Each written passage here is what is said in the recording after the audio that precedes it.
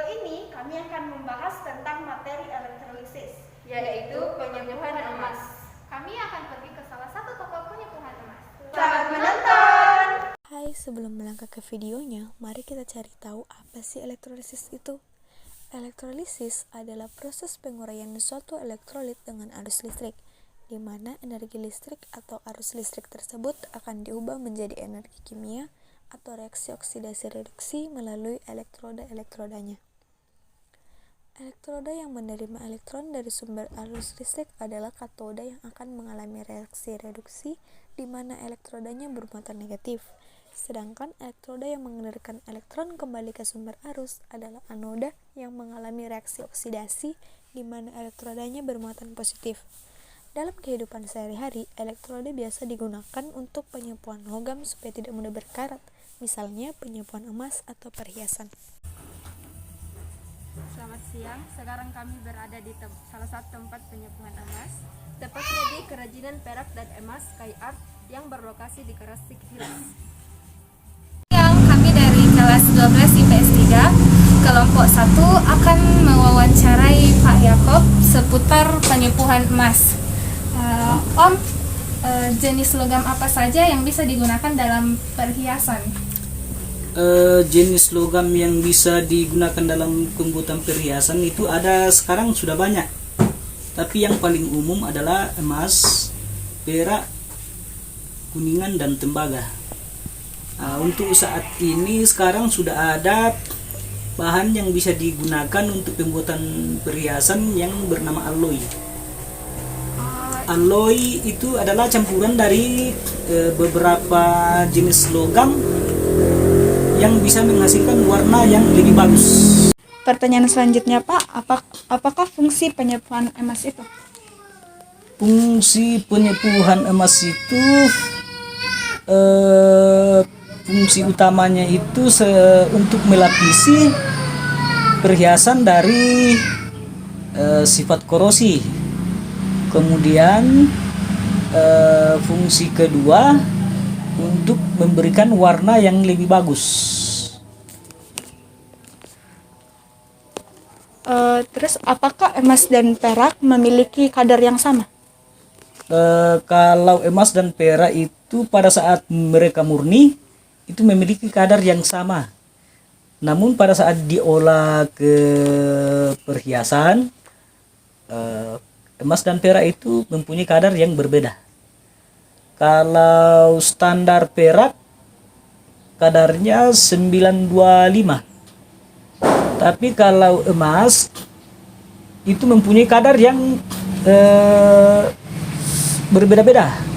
Mulai dari 380%, 50%, tapi yang beredar di pasaran itu 700%, 875, 916, dan 950. Itu kadar yang paling tinggi untuk sebuah perhiasan.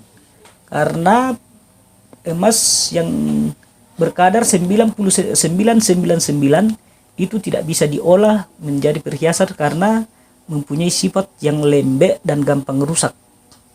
Jadi untuk membuat perhiasan yang lebih bagus itu mempunyai campuran agar perhiasan tersebut bisa menjadi kuat dan tahan lama. Lanjut, Pak, bagaimana cara agar mendapatkan hasil penyepuhan yang baik dan berkualitas? Kalau untuk mendapatkan hasil penyepuhan yang baik dan berkualitas itu nomor satu harus bersih. Jadi kalau saat kita membersihkan perhiasan itu harus bersih dengan detail supaya saat kita melakukan pelapisan emas bisa melengket dengan baik dan tidak menimbulkan korosi lagi. Terus apakah emas bisa digabungkan dengan perak? Emas justru perak adalah campuran untuk pengolahan emas, karena perak itu bisa memberikan efek keras dan kuat terhadap emas jika perak digabungkan dengan emas. Namun bukan hanya perak saja yang bisa dicampur dengan ke emas. Ada bahan lain yaitu tembaga. Tapi zaman modern sekarang ada bahan yang bernama alloy yang memang khusus dibuat oleh pabrik-pabrik untuk mencampur emas. Oke Pak, lanjut ke soal yang berikutnya. Bahan apa saja yang digunakan dalam penyepuhan emas? Bahan-bahan pendukung untuk penyepuhan perhiasan ada berapa macam. Mulai dari untuk pembersihan kita menggunakan HCl atau menggunakan asam. Karena HCl adalah bahan kimia. Kalau kita menggunakan bahan tradisional, kita bisa menggunakan asam jawa, jeruk yang dicampur dengan garam. Dan setelah itu pencelupan ke HCl atau cairan asam itu dicelup lagi ke cairan potas, bubuk potas yang dicairkan untuk memberikan hasil yang lebih bersih. Kemudian disikat dengan menggunakan sikat kawat kuningan. Karena kalau kita menggunakan kawat baja atau besi, hasilnya akan menghitam, bahkan merusak perhiasan itu. Dalam proses penyepuhan, langkah awal yang kita lakukan adalah pencelupan ke HCl.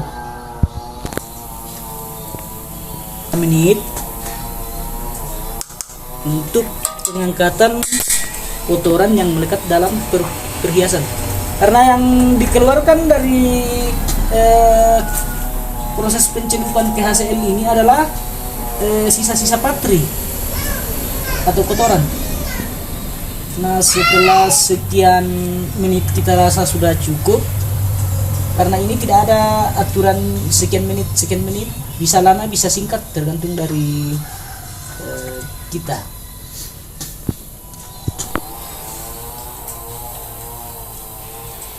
Nah, dicelup ke air bersih.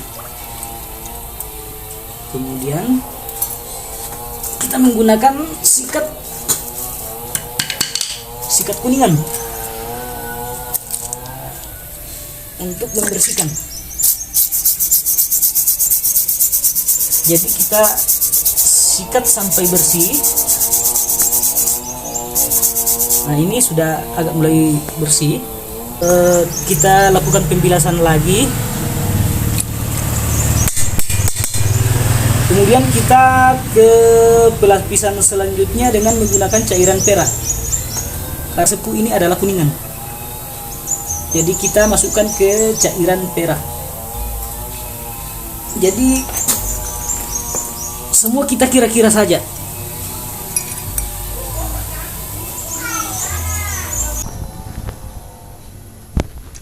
Nah, setelah kita rasa sudah cukup, kita angkat dan kita bilas.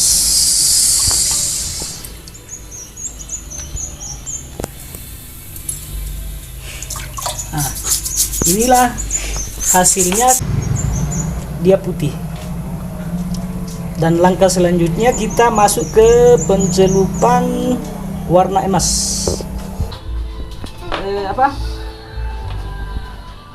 Kita sudah mendapatkan warna perak. Karena ini kan yang kita sebut tadi adalah kuningan. Karena kuningan adalah logam yang paling cepat teroksidasi atau perubahan warna. Jadi kita lakukan pelapisan 2 kali. Berbeda dengan perak yang hanya melakukan pelapisan 1 kali. Kalau emas kita hanya melakukan pembersihan. Jadi cara melapisi dengan emas dan yang kita gunakan adalah plat dari emas. Dan untuk mendapatkan warna yang sama saat kita menggunakan emas kadar 916, maka hasilnya akan mengikuti warna emas tersebut. Nah, proses pelapisannya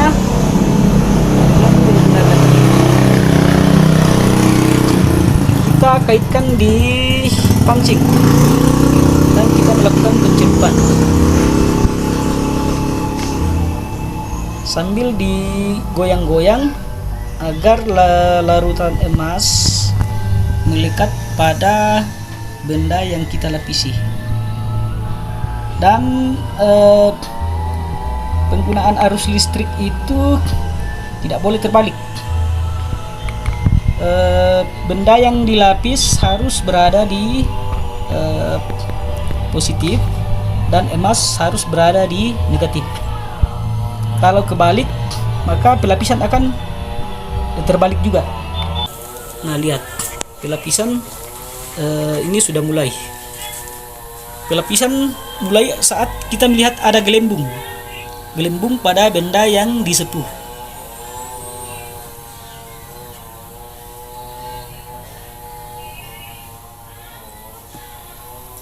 Nah, setelah kita rasa sudah cukup, kita angkat untuk melakukan pembilasan. Lakukan pembilasan dengan menggoyang-goyangkan saja. Sebab kalau masih ada bekas air sepuhan yang melengket di benda yang kita lapis, itu bisa meninggalkan noda yang tidak baik. Nah, inilah hasil yang kita dapat.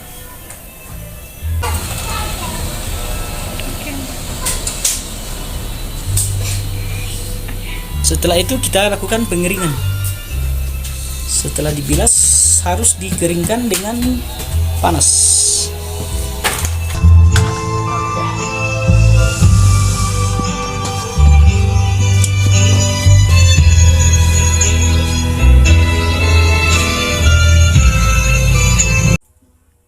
Sekian wawancara kami mengucapkan terima kasih banyak kepada Bapak Yakobus